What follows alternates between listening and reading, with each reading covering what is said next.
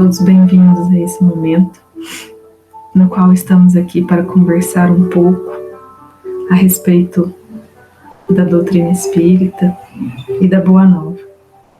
Hoje vamos falar de uma luz imperecível, a caridade, que, como já dizem as palavras de Paulo, a caridade nunca falha.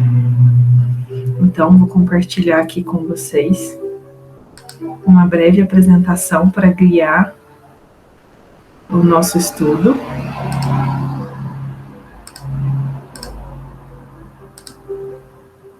Cujo título, como eu citei, é A Caridade Nunca Falha. O versículo do qual diz respeito a essa passagem está em uma carta que Paulo escreveu aos Coríntios, capítulo 13, versículo 8, que diz o seguinte: a caridade jamais passará. Quanto às profecias, desaparecerão. Quanto às línguas, cessarão. Quanto à ciência, também desaparecerá. Então, Paulo já nos deixa claro quantas coisas são transitórias, passageiras, têm a sua importância num instante, numa fase, num momento. Mas passam. A caridade jamais passará. Passe o tempo que for, ao longo das reencarnações, em todas as casas do nosso Pai, pois nós sabemos que há muitas moradas, a caridade jamais passará. E aí, se a gente for procurar no dicionário o significado de caridade, nós vamos encontrar que é ato pelo qual se beneficia o próximo, especialmente os pobres e os desprotegidos. E então, a gente percebe, pela definição do dicionário, o quanto o conceito de caridade ainda está muito vinculado a questões materiais, porque eles vinculam, a questão do benefício ao próximo, especialmente aos pobres e desprotegidos. Mas nós sabemos, e veremos mais adiante, que essa pobreza e desproteção também se aplica ao nível emocional, ao nível moral. E aí nós vamos perceber que muito mais do que dar algo de material, é muito importante que a gente dê algo de si mesmo. Que a gente compartilhe da nossa energia, da nossa vibração, para tornar essa caridade mais ampla e mais profunda. Vamos ver adiante, então, o que os nossos amigos espirituais nos trazem. Nessa obra Ideal Espírita, do Chico com Valdo Vieira, ditado pelo Emmanuel, tem um capítulo que explica e interpreta esse versículo de Paulo, e ele lista onde moram as ações de caridade, de que modo nós podemos praticá-las. Então já mora desde as nossas intenções, em intenções elevadas, muito mais do que nos atos. Está presente no perdão de coração, nos atos dignos, em estarmos interessados no bem do próximo, em estudar para ajudar, para apoiar, auxiliar, e no nosso esforço para viver um amor puro. Então, a caridade, ela está presente gostaria de dizer, em tudo que se move. Mesmo quando se fala em estudar, o penúltimo item ali, é estudar para auxiliar, não estudar para acumular conhecimento, em esforçar para viver o amor puro. Não esforçar para contabilizar quanto eu me esforcei, quanto eu sacrifiquei. Então, tudo está ligado, tudo relacionado à caridade está ligado aos nossos atos, à nossa conduta, ao que nós fazemos, ao que nós vibramos, ao que temos de intenção por trás dos nossos atos, né? Então, que fique claro que muito mais do que aqui conversamos deve estar presente nas nossas ações. E aí, Emmanuel continua nos dizendo que realmente a caridade expressa a perfeição dentre as manifestações da cultura. E ela dinama em seus fundamentos do amor infinito de Deus. Então, uma das expressões da nossa essência, porque, né, como ele mesmo disse, isso vem de Deus, uma das expressões da nossa essência é a caridade. Uma das formas do Pai manifestar em nós é a caridade. Por isso que ele diz que a luz da caridade jamais se extingue, porque a fonte é infinita, porque é a verdade, porque não é ilusório, portanto, não se acaba, porque vai além do corpo, vai além da matéria e permanece mesmo ao longo das encarnações. Então, a sua luz jamais se extingue.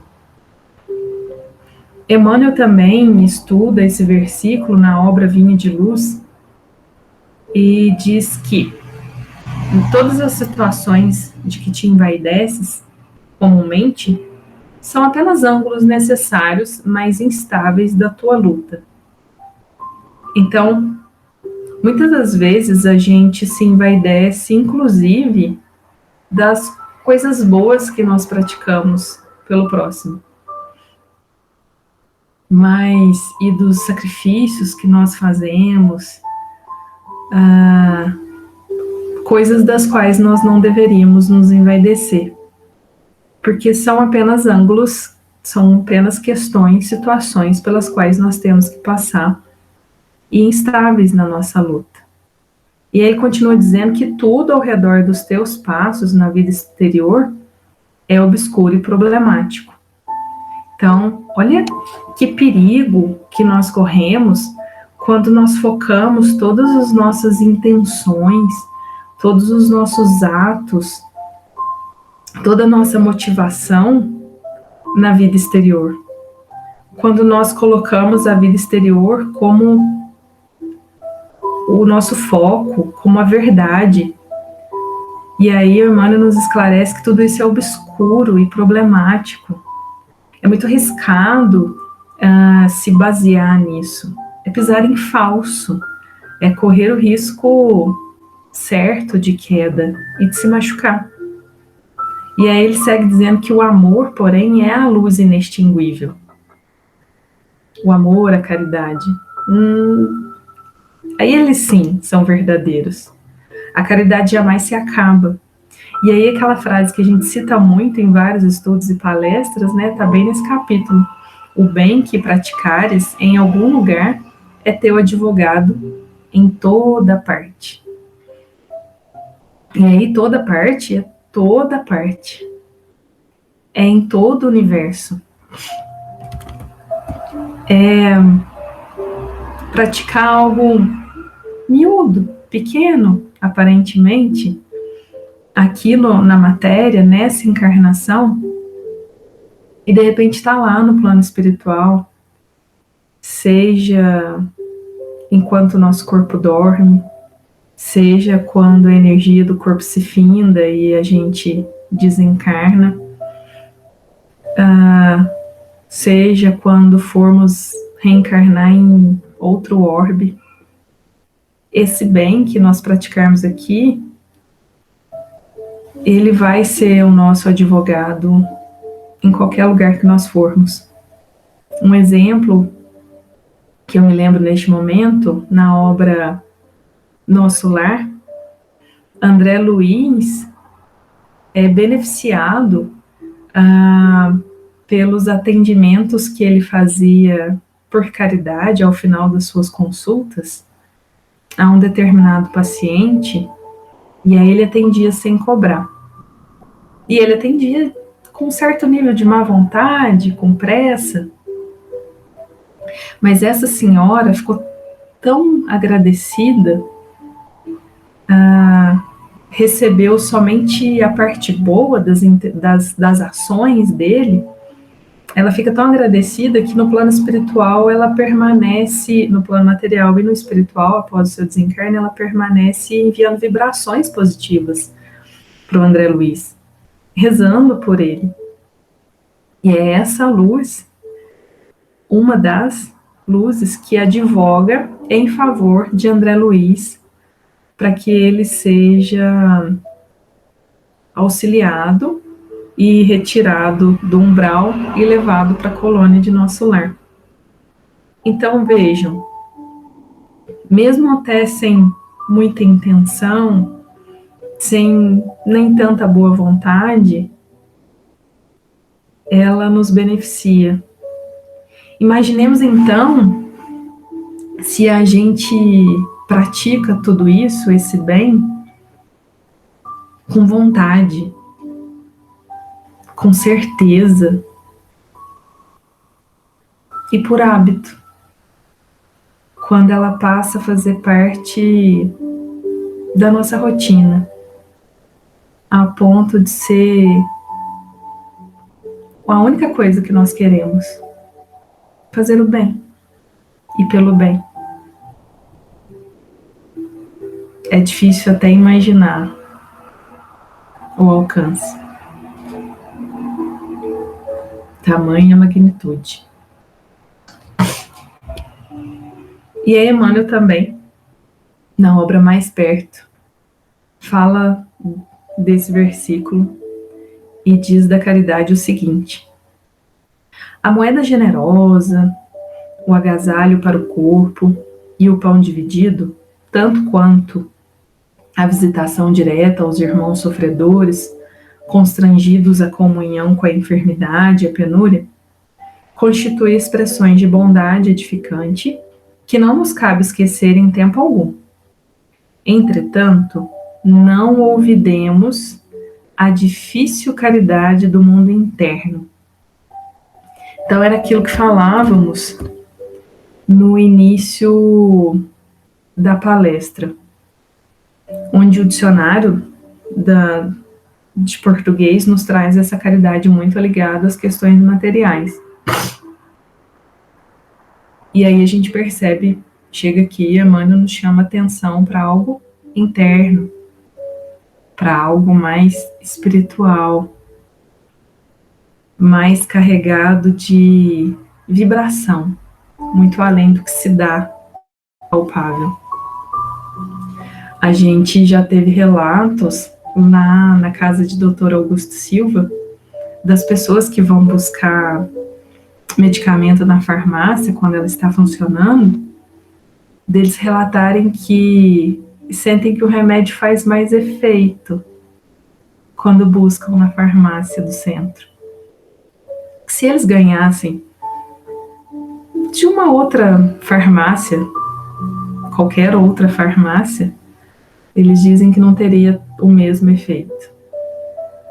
É entregue carregado de muito carinho, de um trabalho de muita boa vontade. Olha o quanto de bem, com muito pouco, nós somos capazes de espalhar. Saibamos reconhecer o nosso verdadeiro papel e o nosso grande potencial. E aí o Emmanuel continua nos dizendo que há muita gente que padece fome em pleno banquete da vida material e sofre sede à frente de preciosos mananciais terrestres.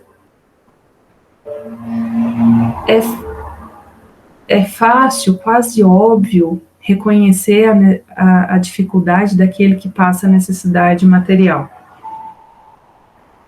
É nítido, tá? Diante dos nossos olhos. Mas é bastante difícil e demanda sensibilidade reconhecer esse tipo de fome e esse tipo de sede entre pessoas que vivem abastados, confortavelmente no que diz respeito às questões materiais. Então é preciso estar disposto a olhar para quem está ao nosso redor, olhar de verdade, ouvir o tom da voz da pessoa que nos fala, enxergar o brilho dos olhos ou a falta do brilho, para que de fato a gente reconheça e acolha a necessidade daquele que está ao nosso lado, que está passando por nós. E que a gente vibre para ajudá-lo, e que a gente esteja disposto a ajudar. E a espiritualidade vai, no momento correto e da maneira mais acertada, nos convocar a servir como instrumentos. E então Emmanuel nos fala, né? Aprendamos a ajudá-los com o nosso trabalho e com a nossa fé. E aí eu gostaria de lembrar o conceito de fé, que vem da palavra fides, de fidelidade, fidelidade à lei. Então essa fé também ela é muito mais do que acreditar. A fidelidade é a ação, é agir conforme a lei. É agir conforme a essência pela qual nós fomos criados. Então, ajudar essas pessoas com o nosso trabalho e por meio da nossa fidelidade ao Pai. Todos sabem dar. Raros, porém, sabem dar de si mesmos.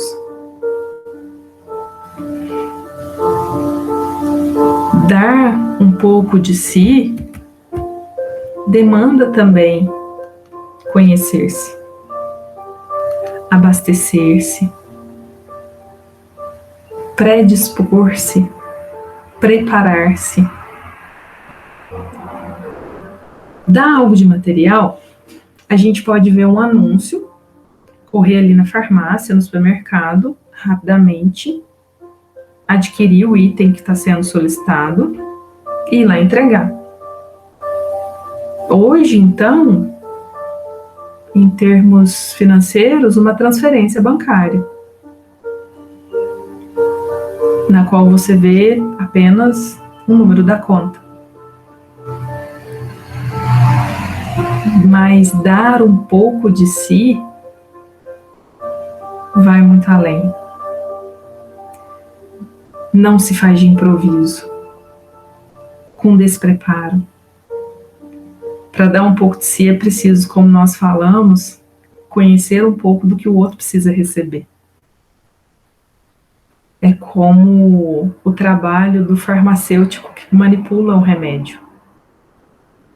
Ele precisa conhecer a doença, conhecer os fármacos e manipulá-los de maneira correta para aliviar aquela dor, aquela dificuldade, auxiliar na recuperação daquela doença. Então, nós precisamos conhecer a nós mesmos, a nossa vibração, o que somos capazes, até onde nós somos capazes de ir, e o que o outro, de fato, necessita. Por isso, o Emmanuel fala que raros sabem dar de si mesmos. E aí ele continua, como exemplo, ele fala que Jesus é o nosso divino modelo, em tudo, né? Depois de dar-se à terra, na manjedoura, socorreu a humanidade na solução de aflitivos problemas, completando a lição da caridade, oferecendo-se ao mundo nas tribulações da cruz. O excelso ensinamento do qual ainda hoje estamos recebendo a luz imperecível na laboriosa romagem da própria libertação. Além de vir a esse planeta como mestre, governador, algo bastante difícil para a envergadura deste espírito,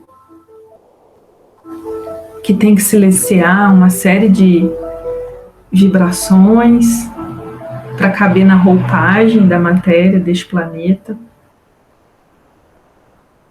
por caridade, para não nos cegar. Ao final dessa passagem, ao final material dessa passagem, ele ainda se entrega ao sacrifício da cruz.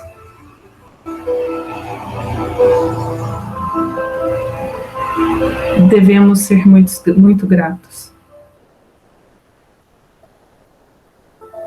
por essa mão segura que nos ensina como agir em toda e qualquer situação.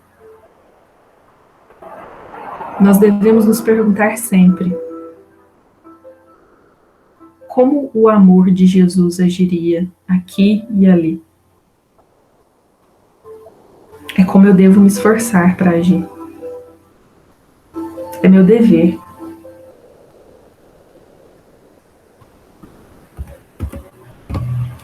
E aí, a gente tem uma história muito bonita para encerrar, que é a da Meimei, nesse livro Seara de Fé. Chama-se A Lenda da Caridade.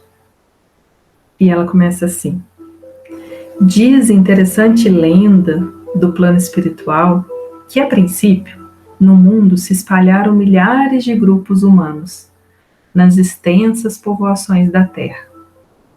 O Senhor endereçava incessantes mensagens de paz e bondade às criaturas. Entretanto, a maioria se desgarrou no egoísmo e no orgulho. Parece antiga, até com o nome de lenda, mas é atual até agora. A gente ainda diariamente se afasta um pouco e se desgarra desses ensinamentos de paz e do amor do Pai, envoltos no orgulho e no egoísmo. Mas, sabendo disso, o que o Pai fez?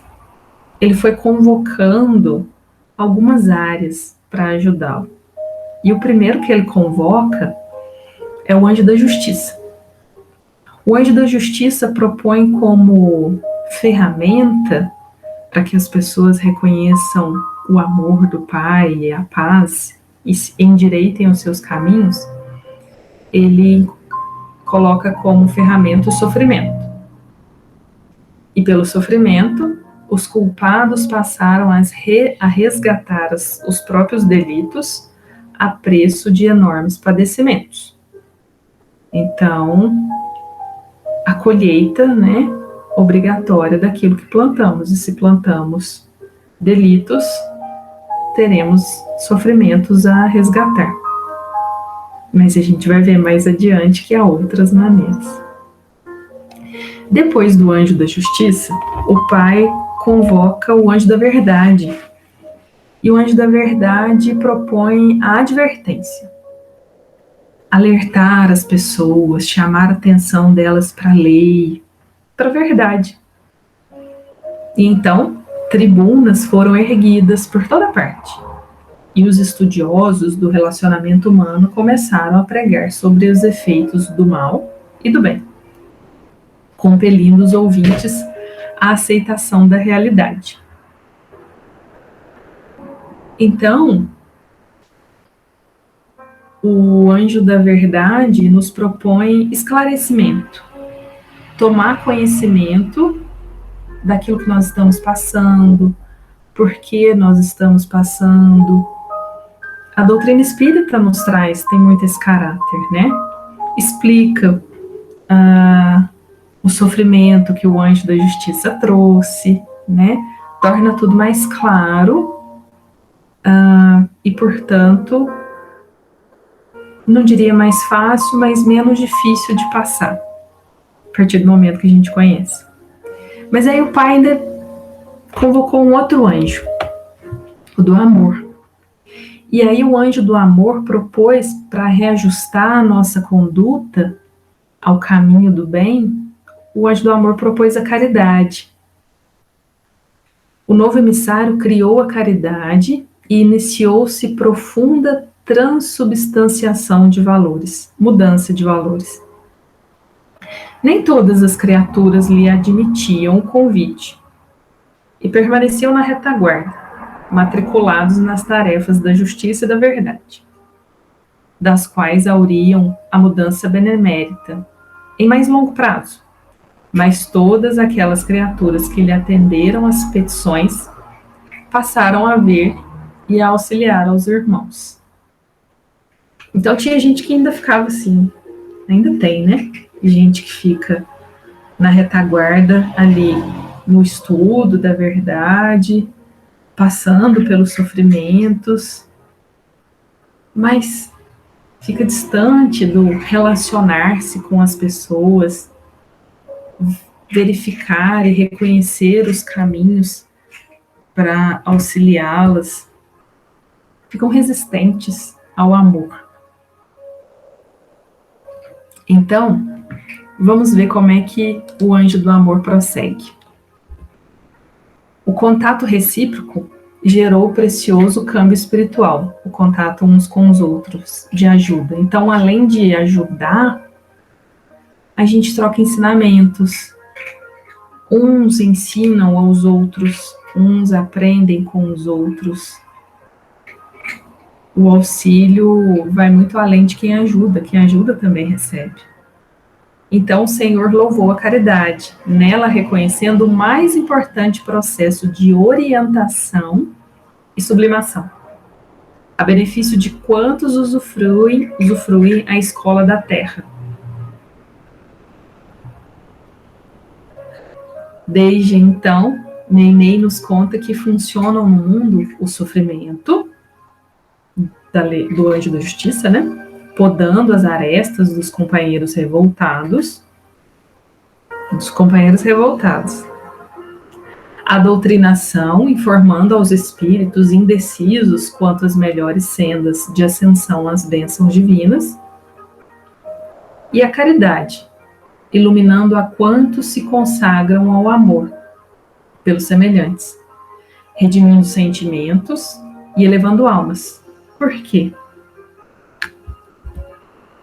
Porque acima de todas as forças que renovam os rumos da criatura nos caminhos humanos, a caridade é a mais vigorosa perante Deus, porque é a única que atravessa as barreiras da inteligência e alcança os domínios do coração. A gente pode ficar ali no conhecimento, mas sem a caridade, como dizia Paulo, eu nada serei. Paulo diz ainda nessa carta aos Coríntios que a gente pode falar a língua dos anjos, mas sem a caridade, somente o amor alcança os domínios do coração. E de fato, acelera, e mais do que acelerar, dá leveza a esse processo de reforma íntima. Quando eu aceito interagir com o meu irmão de forma amorosa, de forma a aceitá-lo e a ajudá-lo, as minhas dores diminuem, aquilo que eu reclamo, que eu me queixo, vai ficando pequeno, ou vai ganhando seu real tamanho e proporção. E então, de repente, não dói mais, passou. E de repente, não dói mais e passou, porque eu me reformei sem nem perceber, sem debater, sem me rebelar. Porque como diz na lenda, né, da Meimei, que a Meimei nos trouxe, o sofrimento está lá para os rebeldes. Os estudos exacerbados, excessivos, estão lá para os indecisos. Quando a gente já souber amar e praticar a caridade, já tiver certeza, bastará. O amor basta. E essa luz não cessa. Portanto, estejamos de corações abertos para ouvir com o coração o chamado do Pai, do anjo do amor, que é Jesus. Que todos estejam bem, e permaneçam bem e na luz do amor e da caridade, e que nos reencontremos sempre em oportunidades como esta e nas demais de trabalho, no plano material e no espiritual. Muito obrigada a todos. Que assim seja.